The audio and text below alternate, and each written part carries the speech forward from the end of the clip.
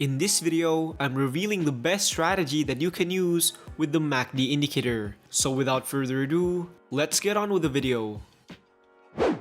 The moving average convergence divergence, or also known as the MACD, is one of the most simplest and popular indicator used by traders. Essentially, it is a trend following indicator that shows the relationship between two moving averages. So first, let's apply it onto our chart. So, you want to go to the indicator section, type in MACD, and click the one on top. Now, before we start, we first need to know how does the MACD work. So, we can see here, there are four components to the MACD. First, we have these two lines, the MACD line and the signal line. Notice the difference between the two. The MACD line moves faster and is more sensitive to price changes, which will be the main focus of the MACD indicator. Compare that to the signal line, which reacts slower to price changes, therefore giving it a more smoother appearance.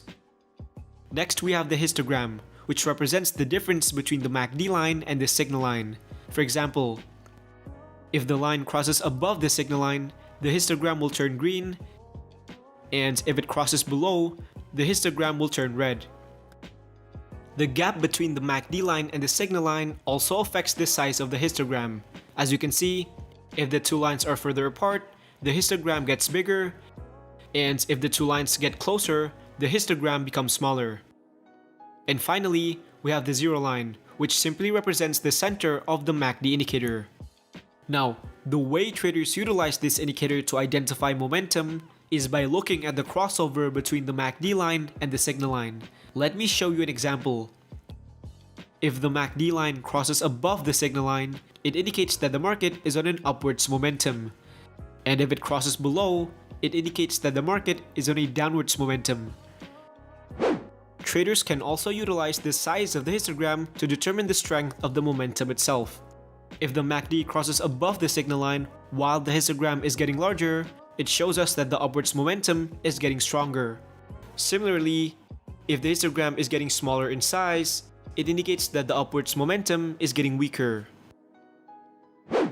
Now, we've already established that the MACD is based on moving averages, and so the question is, why should you use the MACD and not the moving average? Well, let me give you a quick comparison.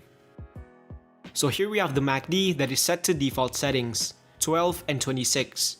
And over here, we also have two exponential moving averages which are set to the same values as the MACD, which are 12 and 26.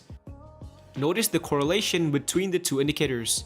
Every time we have a crossover on the moving averages, we also have a crossover on the MACD, but it's between the MACD line and the zero line. But remember, what we look for in the MACD is not the zero line, but rather the crossover between the MACD line and the signal line. And so as you can see, the crossover on the MACD gave a much earlier entry signal compared to the crossover on the moving average. That's why I prefer it as my momentum indicator. Now, let's talk about the different strategies that you can use with the MACD indicator. So first, a common mistake that traders make is that they're using the indicator by itself. Let me show you why it's a bad idea to use the MACD alone. So here, we can see that the overall market is on a downtrend. However, the MACD is crossing over upwards. So notice how the signals are contradicting. The MACD is indicating a bullish momentum, but the market is on a downtrend. This is exactly why you shouldn't use the MACD by itself, because what the MACD is showing us is only the short-term momentum. And as traders, we also need to take the long-term trend into consideration, because we never want to trade against a trend. And so, a simple but high win rate strategy that I recommend for beginners is by combining the MACD with a long-term trend indicator like the 100 EMA. This way, we can safely trade the MACD while making sure that we're staying within the same direction of the long-term trend.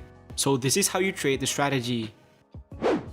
The first step is you want to identify the long-term trend by looking at the 100 EMA.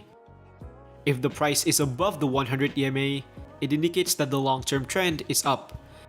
And if the price is below the 100 EMA, it indicates that the long-term trend is down. So once you've identified the trend, The next step is we want to look for crossovers on the MACD that shows the same signal as the long-term trend. So in this particular example, we can see that the long-term trend is up, meaning we only take signals when the MACD crosses over upwards. And so here's where you want to take a long position. Now for your exit strategy, you can place your stop loss at the nearest swing low and set your profit target at 1.5 times your stop loss. And as you can see, this trade ended up being profitable. So let's look at another example.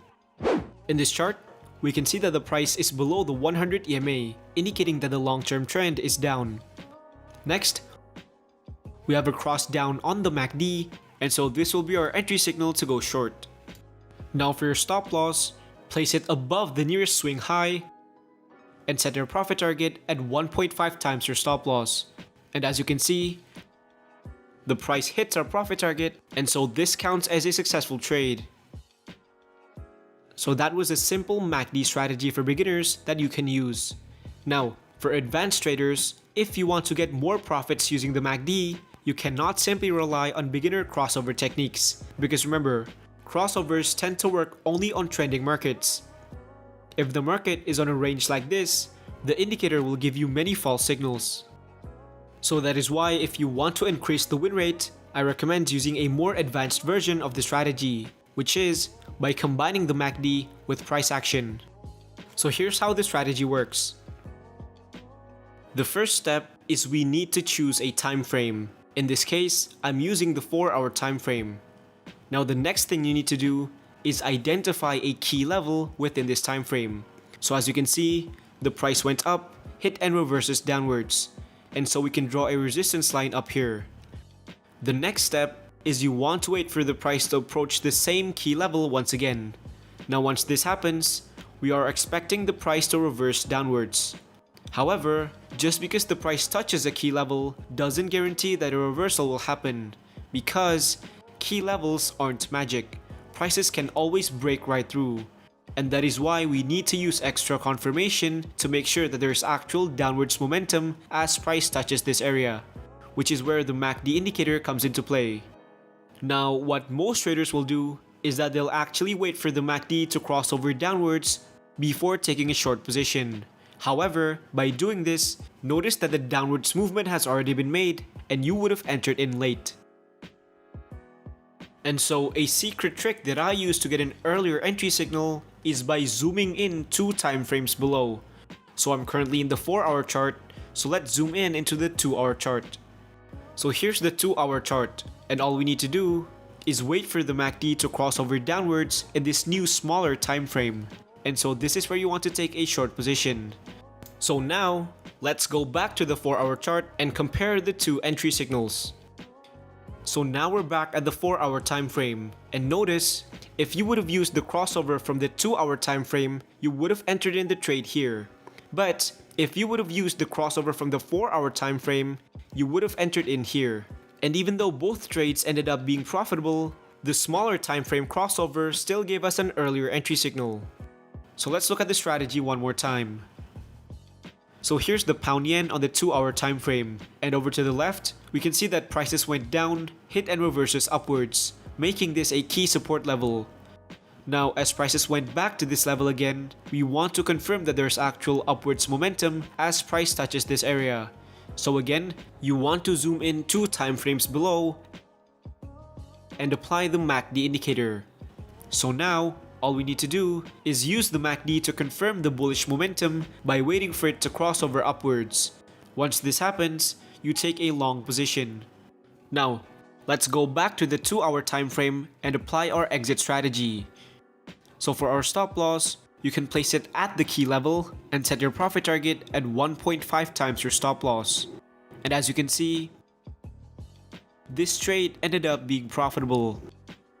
So, I just revealed to you high win rate MACD strategies that you can immediately use right now.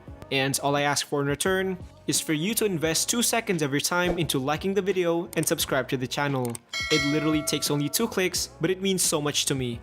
And you can also check out my other videos as well. So thank you guys for watching, and I'll see you in the next video.